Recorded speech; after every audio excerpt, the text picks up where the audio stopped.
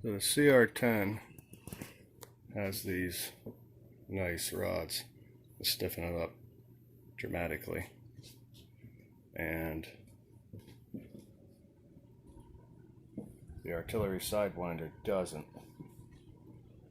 But I bought some more of them, and it looks like I could put them on the back kind of like this. I didn't like anything else I saw out there, so that's what I'm doing.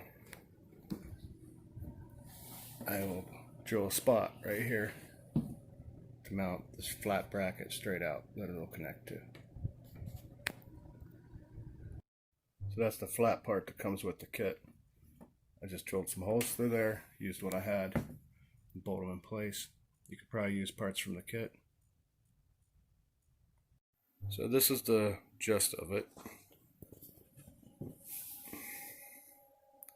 I just have to get out my big square triangle and make sure she's nice and straight, and I'll adjust it, tighten it up, and it'll be just like the CR-10. I like the fact that it's going back so much. I'm probably going to take the CR-10s and see if I can possibly move it.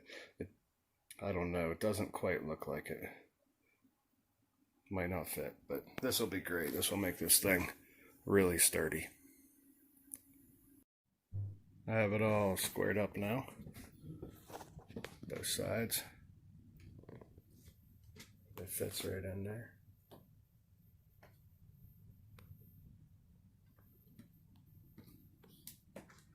Yep.